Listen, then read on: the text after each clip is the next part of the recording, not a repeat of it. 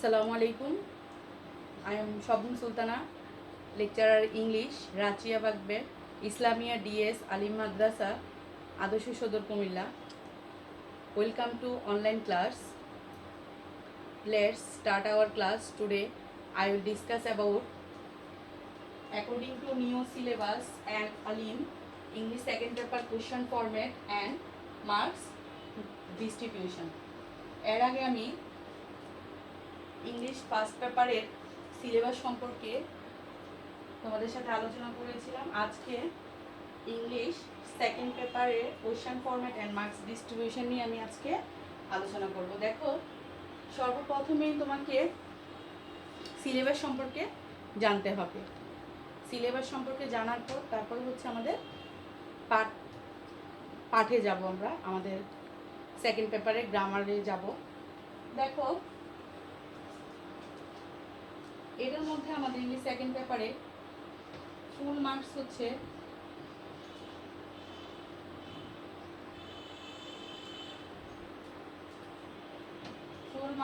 কত?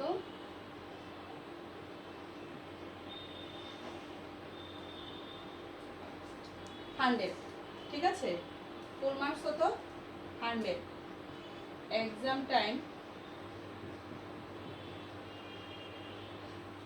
Time 3 hours. ঠিক আছে, দেখো মাই ডিয়ার স্টুডেন্টস, আমাদের এটা কিন্তু নতুন সিলেবাস অনুযায়ী, অ্যাকর্ডিং টু নিউ সিলেবাস মানে হচ্ছে নতুন কারিকুলাম বা নতুন সিলেবাস অনুযায়ী আলিম সেকেন্ড পেপারে question format and marks distribution. Full marks হচ্ছে 100, এক্সাম টাইম হচ্ছে কত? 3 আওয়ার্স। এর মধ্যে দেখো, এই ইংলিশ সেকেন্ড পেপারটাকে ভাগ করছে দুই ভাগে। একটা হচ্ছে পার্ট এ আর একটা হচ্ছে কি পার্ট বি। দেখো,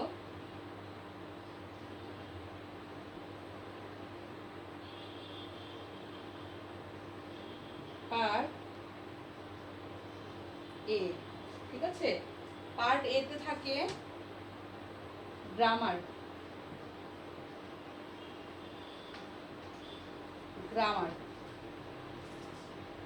কোশ্চেন থাকবে 12 কোশ্চেন, 12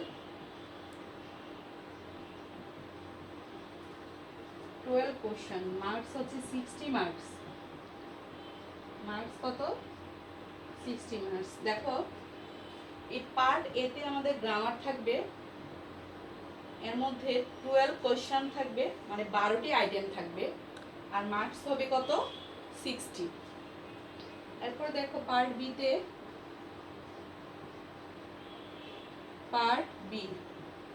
পার্ট বি হচ্ছে কম্পোজিশন।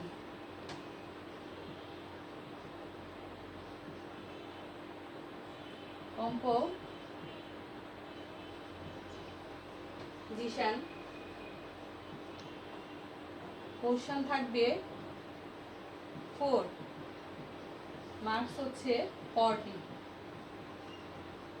মার্কস 40। ঠিক আছে, তাহলে টোটাল আমাদের কত দাঁড়ালো? টোটাল হলো 100। এই 60 আর 40 কত দাঁড়ালো? টোটাল হচ্ছে 100। এখন এগুলোর মধ্যে আমাদের কোন কোন আইটেম থাকবে? ঠিক আছে, এগুলোর মধ্যে আমাদের 12 কোশ্চেনে কি কি থাকবে? দেখো, আমি সিলেবাসটা আমি হাতে নিয়েছি। দেখো, এর মধ্যে থাকবে আমাদের gap filling activities without clues.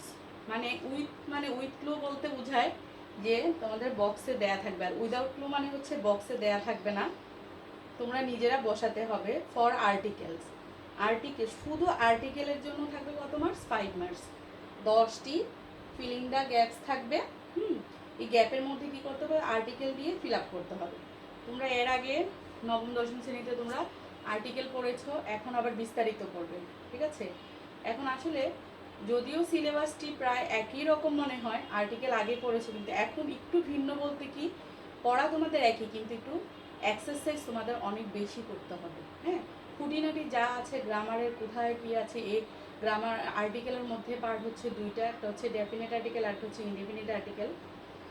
Indefinite হচ্ছে এ এন, এই দুইটি কোথায় কোথায় বসে, ডেফিনিট হচ্ছে দি, ডি কোথায় কোথায় বসে, আবার কোথায় আর্টিকেল বসে না, এগুলো দিয়ে তোমাকে কি করতে হবে, এই 10টি ফিলিং দ্য গ্যাপস তোমাকে ফিল আপ করতে হবে। এরপর নাম্বার 2-তে থাকবে gap filling activities without close বা প্রিপোজিশন। তোমরা আগে আর্টিকেল, প্রিপোজিশন এগুলো দিয়ে কিন্তু 5 মার্কস পড়েছ। এখন কিন্তু তোমাদের কি করতে হবে, আর শুধু আর্টিকেলের জন্যই 5 মার্কস, আবার প্রিপোজিশনের জন্য 5 মার্কস। এরপরে দেখো গ্যাপ ফিলিং নাম্বার 3-তে gap filling with close special uses, যেমন তুমি কোনগুলো ব্যবহার করতে পারবা এখানে দেয়া আছে আমাদের সিলেবাসে। ইউজ বর্ন, হ্যাভ টু অথবা has to, would rather, had better, let alone, what dot dot if, as if, as soon as, what's dot dot like, what does dot dot look like, introductory, there, or, it, etcetera. মানে হচ্ছে তোমাদের যে gap ফিলিংটা থাকবে উইথগুলো দেয়া থাকবে, কোনগুলো ওয়ার্ডগুলো তোমরা বসাতে পারবে এগুলো এখানে দিয়ে দেওয়া হয়েছে। এরপর নাম্বার 4-এ থাকবে কমপ্লিটিং সেন্টেন্স। কমপ্লিটিং সেন্টেন্সের মধ্যে হচ্ছে থাকবে কি part, use of conditionals, phrase and clause. তোমাকে কমপ্লিটিং সেন্টেন্সটা, যেমন একটা সেন্টেন্স বাক্য, একটা বাক্যকে যদি তুমি সম্পূর্ণ করতে চাও তোমাকে অসম্পূর্ণ একটা বাক্য দিয়ে দিবে। কী দেওয়া দিবে, অসম্পূর্ণ একটা বাক্য দিয়ে দিবে, ওইটাকে তোমাকে কী করতে হবে, কমপ্লিট করতে হবে। কী দ্বারা, কন্ডিশনালস দ্বারা, ফ্রেজ এবং ক্লজ দ্বারা। ঠিক আছে। নাম্বার 5 হচ্ছে ইউজ অফ ভার্ব, মানে আমরা যেটা পড়েছি আগে, right form of verbs and subject verb agreement as per context. মানে এগুলো দিয়ে তোমাকে কি করতে হবে, রাইট ফর্ম ভার্বসটা ভার্ব দ্বারা তোমাকে কি করতে হবে, গ্যাপটি ফিল আপ করতে হবে। এরপরে আছে আমাদের নাম্বার 6 সেন্টেন্স চেঞ্জিং সেন্টেন্সেস। এখন দেখো চেঞ্জিং সেন্টেন্সেস আসলে অনেক অনেক বড় একটা সিলেবাস। যেমন এর মধ্যে কী থাকে আমি বলি, যেমন চেঞ্জ অফ ভয়েস, আমাদের ভয়েসটা পড়তে হবে, তারপর পড়তে হবে সেন্টেন্স টাইপস। এখন দেখো সেন্টেন্স পড়তে হলে আমাদের সেন্টেন্স কিন্তু আমাদের অর্থভেদে 5 প্রকার। কী আছে, assertive sentence, interrogative sentence, imperative sentence, objective sentence, exclamatory sentence. এই 5 প্রকার আমাদের এগুলো দিয়ে ট্রান্সফার হয়। যেমন অ্যাসার্টিভ থেকে interrogative, interrogative to assertive, assertive to imperative, imperative to assertive, assertive to objective, objective to কি অ্যাসার্টিভ, আবার অ্যাসার্টিভ টু এক্সক্লেমেটরি সেন্টেন্স, আবার এক্সক্লেমেটরি টু অ্যাসার্টিভ। আবার অ্যাসার্টিভ সেন্টেন্সকে আবার 2 ভাগে ভাগ করেছে, যেমন অ্যাফার্মেটিভ সেন্টেন্স, নেগেটিভ সেন্টেন্স। এটা দিয়ে আবার ট্রান্সফার হয়, যেমন affirmative two negative, negative two affirmative. আবার দেখো এই সেন্টেন্স আবার অর্থভেদে 5 প্রকার, আবার ঘটনভেদে 3 প্রকার। কি number 1 simple sentence, number 2 complex sentence, number 3 compound sentence. এগুলো দিয়েও ট্রান্সফার, যেমন simple to complex, complex to simple, simple to compound, compound to simple. ঠিক আছে। আবার complex to compound, compound to complex. ঠিক আছে। এরপর দেখো কি বললাম, আমাদের ভয়েস থাকবে, সেন্টেন্স থাকবে, এরপর থাকবে ডিগ্রি।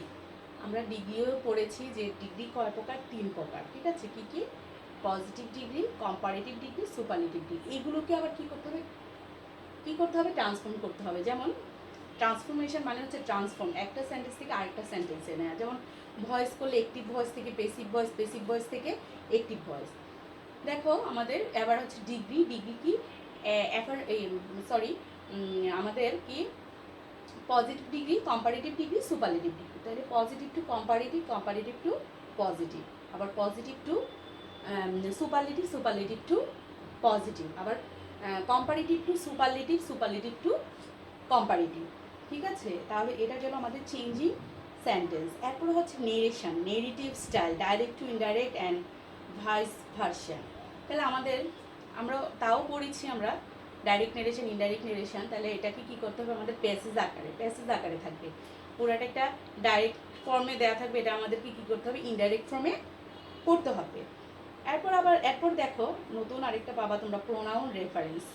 প্রোনাউন তোমরা পড়েছো পার্সিস পিসে। মোস্ট ইম্পর্টেন্ট টপিকস হচ্ছে কি, মোস্ট ইম্পর্টেন্ট গ্রামার হচ্ছে কি প্রোনাউন, যেটা তুমি কি করতে হবে, প্রোনাউনটা সঠিক স্থানে সঠিক প্রোনাউন তুমি বসাতে হবে।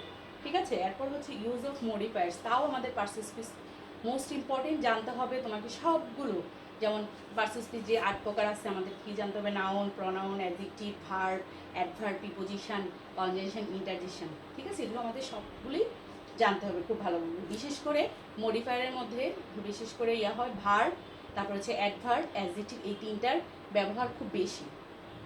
এরপরে দেখো ইউজ অফ সেন্টেন্স কানেক্টরস।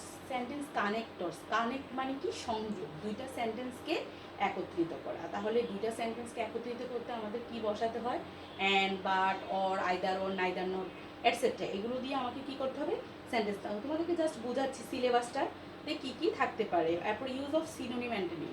আসলে আমাদের লাইফের শিক্ষার্থীদের জন্য সিনোনিম অ্যান্টোনিম জানা খুবই গুরুত্বপূর্ণ। কারণ তুমি যদি স্পোকেন বা স্পোকেন ইংলিশের ক্ষেত্রে তোমাকে যত বেশি তুমি ভোকাবুলারি জানবা, তত বেশি তুমি কি করতে পারবা, টক করতে পারবা, কথা বলতে পারবা। সেই জন্য আমাদেরকে কি জানতে হবে, বেশি বেশি করে সিনোনিম অ্যান্টোনিম জানতে হবে। বা তুমি যে কোনো ফ্রি হ্যান্ড রাইটিংয়ের ক্ষেত্রে তুমি যদি ভোকাবুলারি না জানো, তুমি যদি সিনোনিম অ্যান্টোনিম না জানো, তাহলে কিভাবে তুমি সেন্টেন্স একটা মেকিং করবা, ঠিক আছে?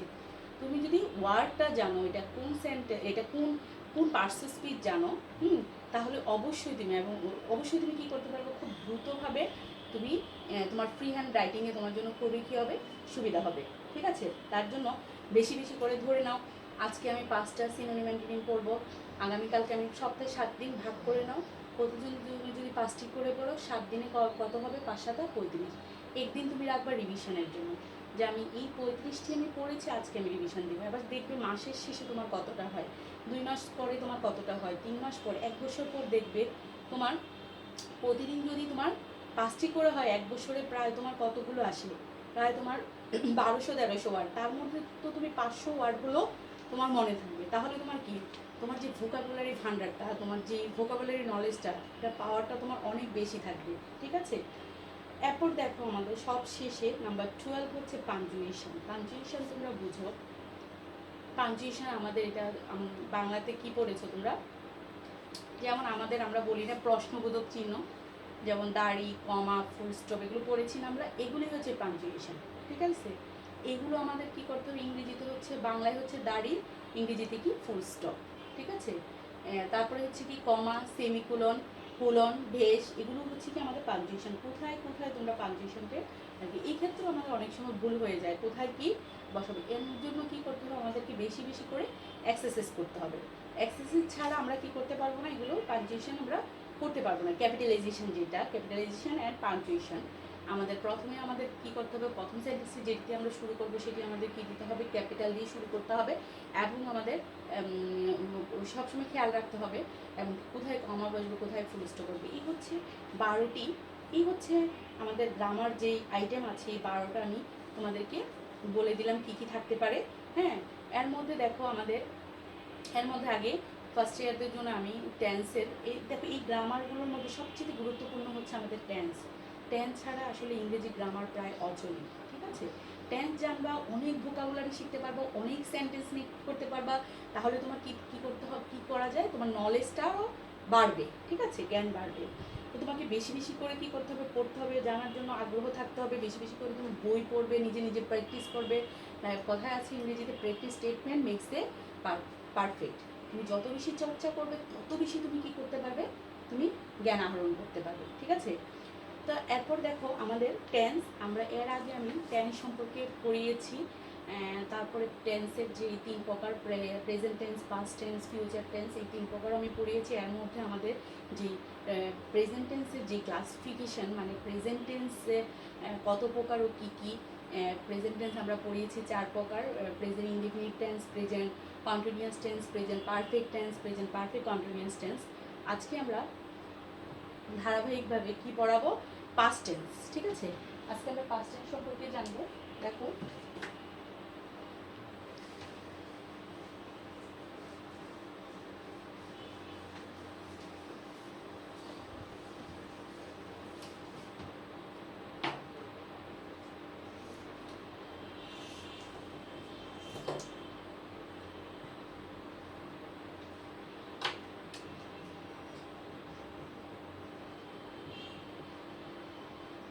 পাস্ট টেন্স, ঠিক আছে?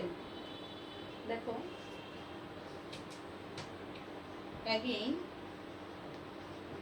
each of the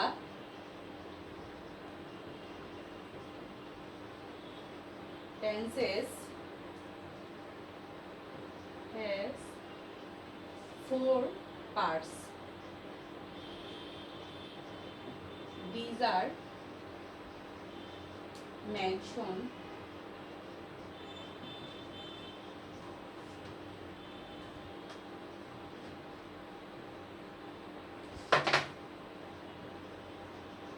in below.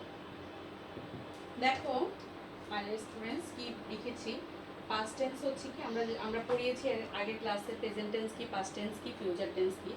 যেমন আমরা একটি টেন্স দ্বারা আমরা একটি সংজ্ঞা দিয়ে 3টা টেন্স বুঝিয়েছি। যেমন যে ভার্বের কাজ বর্তমান সময়কে নির্দেশ করে তাকে প্রেজেন্ট টেন্স বলে, যে ভার্বের কাজ অতীত সময়কে নির্দেশ করে তাকে পাস্ট টেন্স বলে, যে ভার্বের কাজ ভবিষ্যৎ সময়কে নির্দেশ করে তাকে ফিউচার টেন্স বলে। এখন দেখো again পুনরায় আবার each of the tenses has 4 parts. These are mentioned in below. মানে হচ্ছে টেন্স আবার এই পাস্ট টেন্সটাকে আবার 4 ভাগে ভাগ করা হয়েছে। যেমন number 1 past indefinite tense,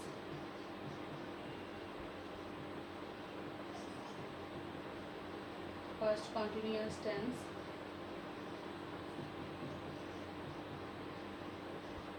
past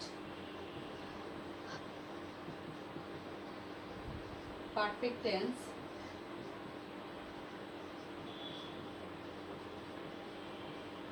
number 4 past perfect continuous tense. তাহলে দেখো প্রথমটি কি পাস্ট ইনডিফিনিট টেন্স, দ্বিতীয়টি past continuous tense, past perfect tense, past perfect continuous tense. তাহলে আমরা জানি আমাদের পাস্ট ইনডিফিনিটের সংজ্ঞাটা হচ্ছে ডেফিনিশন। যেমন কোনো কাজ অতীতকালে, পাস্ট মানে অতীত, প্রেজেন্ট মানে আমরা পড়িয়েছি বর্তমান, কোনো কাজ অতীতকালে নিষ্পন্ন হইয়াছিল এরূপ বুঝালে মূল ভার্বের পাস্ট ইনডিফিনিট টেন্স হয়। কিনবো কীভাবে আমরা, বাংলা ক্রিয়াপদের শেষে ইয়া ছিল, ইয়া ছিলে, ইয়া ছিলাম, ইয়া ছিলেন, অথবা ইলো, ইলে, ইলাম, ইলেন ইত্যাদি যুক্ত থাকিলে ভার্বের পাস্ট ইনডিফিনিট টেন্স হয়। যেমন দেখো আমরা কি পড়েছি এতক্ষণ, পাস্ট ইনডিফিনিটের সংজ্ঞাটা আমরা জানলাম, চিনিবার উপায় আমরা জানলাম। এখন স্ট্রাকচার দিব।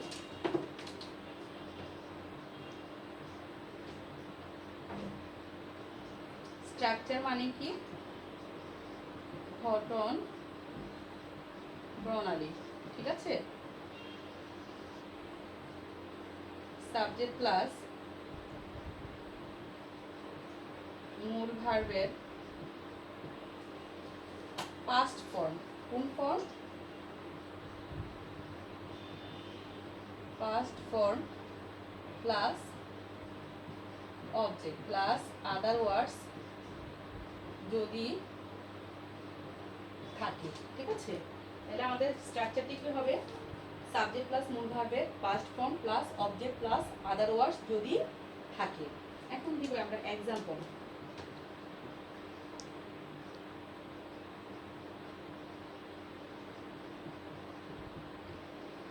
এক্সাম্পল কি, যেমন আমি বাল্যকালে কঠোর পড়াশোনা করতাম।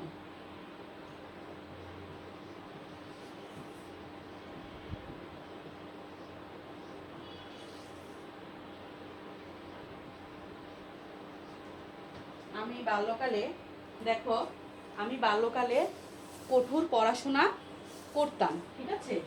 তাহলে আমাদের এক্সাম্পল আমি কি দিয়েছিলাম, দেখো আমি বাল্যকালে কঠোর পরিশ্রম করতাম। তাহলে এটার ট্রান্সলেশন কি হবে, এটা কোন টেন্স আমাদের, এটা হচ্ছে আমাদের কোন টেন্স? Past indefinite tense. হ্যাঁ, তাহলে আমি, আমি কি? আই। এরপরে হচ্ছে তোমাদের কঠোর মানে হচ্ছে তুমি যে পড়াশোনাটা করতা, হার্ড। কঠোর মানে কি? হার্ড। পড়াশোনা কি? Study. Study, I study hard. Hard in my boyhood.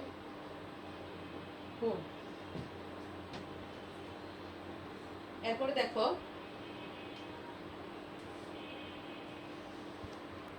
দেখো তাহলে আমাদের এক্সাম্পলে কি দিলাম? আমি বাল্যকালে কঠোর পড়াশোনা করতাম। তাহলে করতামও কিন্তু ততে তামতেন, আমরা আগে পড়েছি না ছোটবেলায়, যে ততে তামতেন, ললে লামলেন, এগুলো হলে কি হয়? পাস্ট ইনডিফিনিট টেন্স হয়। এখন দেখো কি লিখেছি, আমি বাল্যকালে কঠোর পড়াশোনা করতাম। সাবজেক্ট কোনটা? আই, ঠিক আছে। এরপরে মূল ভার্বের পাস্ট ফর্ম, তাহলে পড়াশোনা হচ্ছে ভার্ব, স্টাডি হচ্ছে পড়াশোনা, স্টাডি পাস্ট ফর্ম হচ্ছে স্টাডি। কঠোর মানে হার্ড, কোন সময়? বাল্যকালে, ইন মাই বয়হুড অথবা চাইল্ডহুড, ঠিক আছে। এরপর দেখো আমাদের পাস্ট ইনডিফিনিট টেন্সে নিয়মিত অভ্যাস বোঝাতে, কি? নিয়মিত অভ্যাস বোঝাতে পাস্ট ইনডিফিনিট টেন্সে ইউজ টু ব্যবহৃত হয়। কি ব্যবহৃত হয়? নিয়মিত অভ্যাস বোঝাতে পাস্ট ইনডিফিনিট টেন্সে ইউজ টু ব্যবহৃত হয়। যেমন আমি একটা এক্সাম্পল দিয়ে তোমাদেরকে দেখিয়ে দিচ্ছি।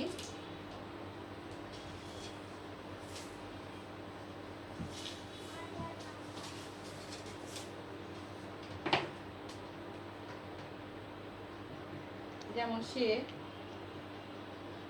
প্রত্যহ ধর্মসাগর পার্কে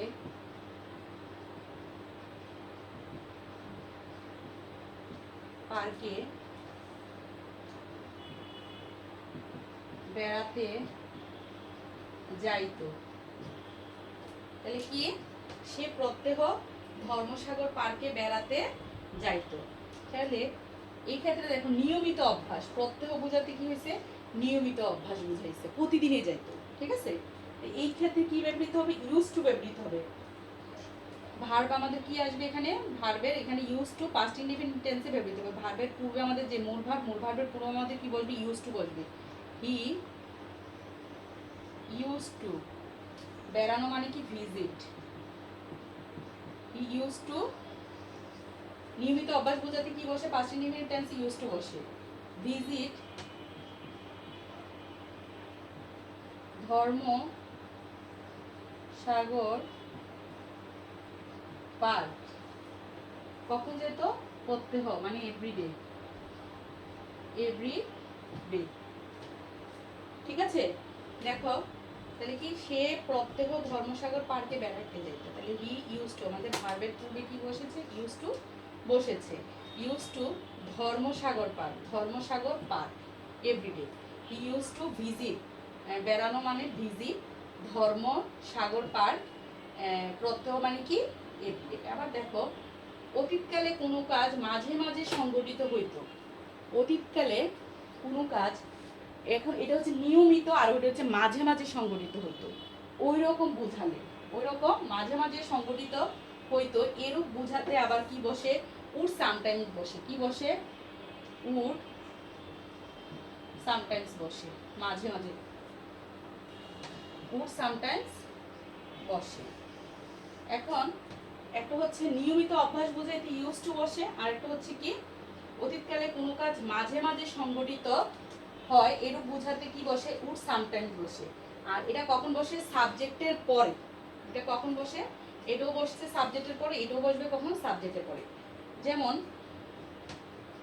আরেকটা এক্সাম্পল দেই, যেমন আমি মাঝে মাঝে,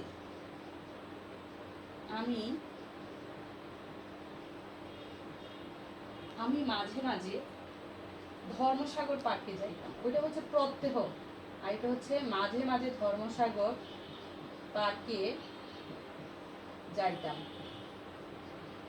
ঠিক আছে। যেমন দেখো আই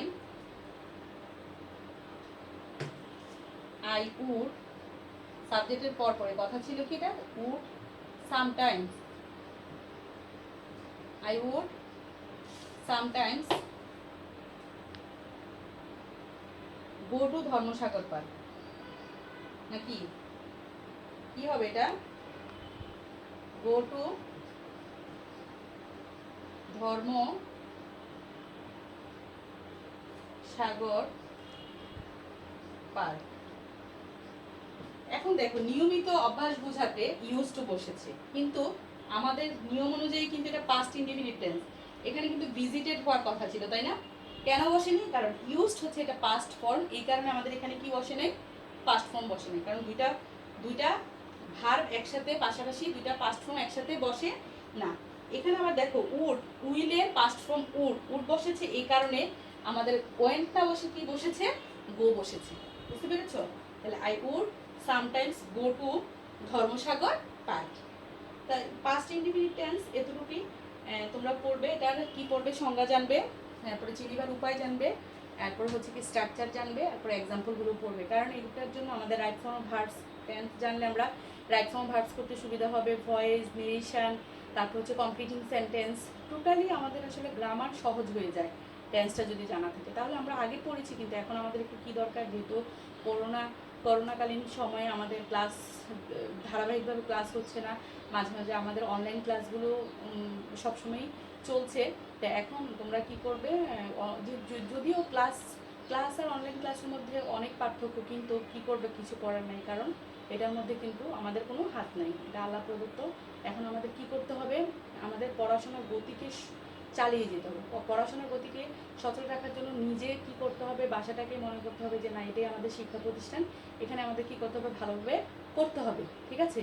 শিক্ষক যতটুকু তাগিদ দিত তোমাদেরকে, তার চেয়ে তুমি নিজে নিজে পড়তে হবে, এবং কি করতে হবে? তোমাদের নিজেরই সচেতন হতে হবে যে আমাদের এই সময়টা তোমরা বুঝতে হবে, কারণ তোমরা অনেক ম্যাচুইড, তোমরা এখন কোন শ্রেণীতে পড়ো? একটু বড় ক্লাসে উঠেছো, তোমরা দাখিল শেষ করে ফেলেছো, তোমরা এখন আলিমে ভর্তি হয়েছ, আলিম ক্লাস, একটা বড় ক্লাস, তোমাদের বুঝে শুনে কী করতে হবে? পড়াশোনা করতে হবে। যখন আমাদের আবার ক্লাস শুরু হবে, তখন আমাদের ধারাবাহিকভাবে আমাদের ক্লাস চলতে থাকবে। দেখো আমাদের পাস্ট ইনডিফিনিট টেন্স থেকে এখন যাবে আমাদের পাস্ট কন্টিনিউয়াস।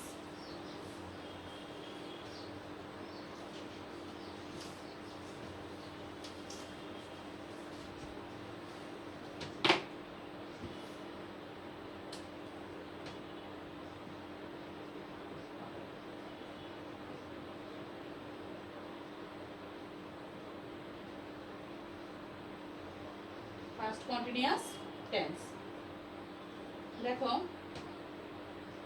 তাহলে এটা আমাদের সর্বপ্রথম জানতে হবে কি ডেফিনিশনটা, সংজ্ঞাটা কি।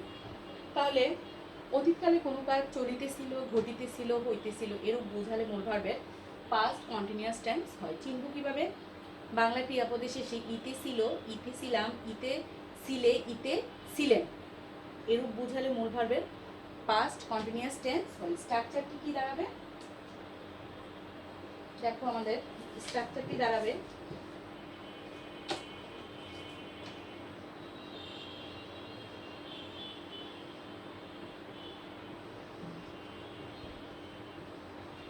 Subject plus was oblique were plus verb plus ING plus object plus other words যদি থাকে। তোমরা আগের ক্লাসটি দেখে নিও, যারা নিউ ফার্স্ট ইয়ার ভর্তি হয়েছো, তোমরা আগে যে প্রেজেন্ট টেন্সের যে ক্লাসটি, এটা তোমরা দেখে নিও। প্রেজেন্টটা যখন প্রেজেন্ট টেন্সটা পড়বে, তখন কি হবে? পাস্ট টেন্সটা তোমাদের জন্য কি হবে? এটা সহজ হবে। এখন দেখো আমরা স্ট্রাকচারটা কি থাকবে? প্রথমে সাবজেক্ট থাকবে, তারপরে আমাদের অক্সিলারি ভার্ব হিসেবে ওয়াজ ওয়্যার, ওয়াজ হচ্ছে সিঙ্গুলার, ওয়্যার হচ্ছে প্লুরাল, ভার্ব প্লাস আইএনজি, এরপর অবজেক্ট, এরপর কি থাকবে? আদার ওয়ার্ডস। যেমন আমি একটি এক্সাম্পল দিচ্ছি।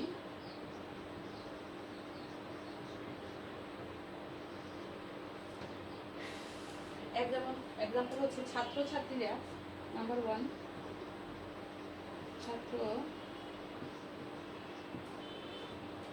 ছাত্রীরা ক্লাসে গোলমাল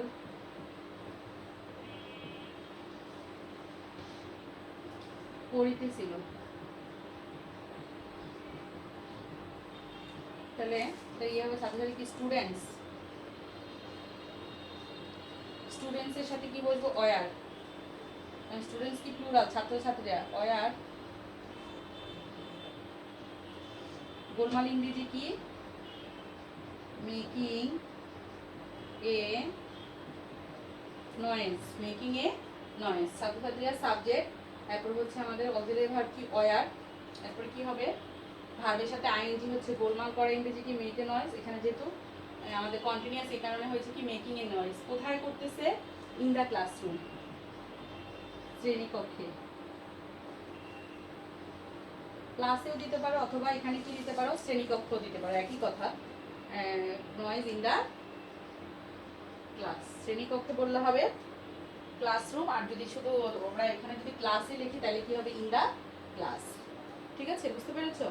দেখো আরেকটা এক্সাম্পল দিচ্ছি আমি, দেখো তুহিন মুদ্রা গণনা করিতে ছিল। কি হবে? তুহিন হচ্ছে কি সাবজেক্ট, তুহিন কি সিঙ্গুলার, তুহিন, তুহিনের সাথে কি বলবো ওয়াজ বলবে, তুহিন ওয়াজ কাউন্টিং দ্য কয়েন্স। ঠিক আছে, দেখো আমাদের ছাত্রছাত্রীরা ক্লাসে গোলমাল করিতেছিল, তাহলে কি হবে students were making a noise in the class. Tuhin মুদ্রা গণনা করিতেছিল, তুহিন হচ্ছে সাবজেক্ট, ওয়াজ হচ্ছে ওয়াজ হয়েছে কারণ তুহিন সিঙ্গুলার, এই কারণে সাবজেক্ট হয়েছে কি সিঙ্গুলার। এরপরে গণনা করা ইংরেজি কি কাউন্ট, তাহলে যেহেতু আমাদের ভার্বের সাথে আইনটি যুক্ত হবে এই কারণে হচ্ছে কি কাউন্টিং। তারপরে কি গণনা মুদ্রা, দি কয়েন্স। ঠিক আছে, কয়েন এখানে নির্দিষ্ট এই কারণে কি হয়েছে বি বসেছে। ঠিক আছে, কয়েন্স এখানে নির্দিষ্ট এই কারণে এখানে কি বসেছে বি বসেছে। বুঝতে পেরেছো? দেখো তাহলে আমাদের কি ছাত্রছাত্রীরা ক্লাসে গোলমাল করে দিয়েছিল মানে কি স্টুডেন্টস, এখানে প্লুরাল দেখো war making a noise in the class. Tuhin, দেখো তাহলে আমরা কি জানলাম আজকে আমরা past indefinite past continuous tense সম্পর্কে জানো। তোমরা কি করবা স্ট্রাকচারটি মনে রাখবা, কোনটি কোন টেন্স এটা খেয়াল রাখবা। এটা মনে রাখার জন্য কি করতে হবে তোমরা ভার্বটা, যেমন তুমি ভয়েস করো নেরেশন করো কি দেয়া থাকবে ভার্বটা দেয়া থাকবে। তাহলে যদি প্রেজেন্ট কন্টিনিউয়াস, যেমন সাপোজ তুমি এটা পাস্ট কন্টিনিউয়াস, যদি প্রেজেন্ট কন্টিনিউয়াস হয় তাহলে কি থাকবে সাবজেক্টের পরে এম ইজ আর থাকবে। তাহলে যেমন এটা যদি প্রেজেন্ট হয়, যেমন ছাত্রদের ক্লাসে গোলমাল করিতেছে, তখন কি হয়ে যাবে students are making a noise in the class. তাহলে আর দিলে বুঝবা তুমি প্রেজেন্ট কন্টিনিউয়াস, আর ওয়ার দিলে বুঝবা তুমি পাস্ট কন্টিনিউয়াস। তাহলে এই কারণে আমাদের এই টেন্সটা হচ্ছে কি খুব মোস্ট ইম্পর্টেন্ট। তাহলে এটার কারণে কি জানতে পারবা, টেন্স পড়লে তোমরা ভার্বটা চিনতে পারবা, অক্সিলারি ভার্বগুলো কোন টেন্সে কোনটা হয় এটা জানতে পারবা। তাহলে আজ এই পর্যন্তই। পরবর্তী ক্লাসে তোমাদের পরবর্তী টেন্সগুলো কি করা হবে, পড়ানো হবে। যেমন বাকি আছে কি পাস্ট পারফেক্ট কন্টিনিউয়াস, পাস্ট টেন্সের পাস্ট পারফেক্ট কন্টিনিউয়াস, আর হচ্ছে ফিউচার টেন্সের পড়বে। ওগুলো পড়ি আমরা কি করবো আজকে দিন আমরা কোথায় যাব, ভয়েস নেরেশন এগুলোতে যাব। তোমরা যেখানেই থাকো ভালো থাকবে, নিরাপদে থাকবে। Thank you very much, best of all.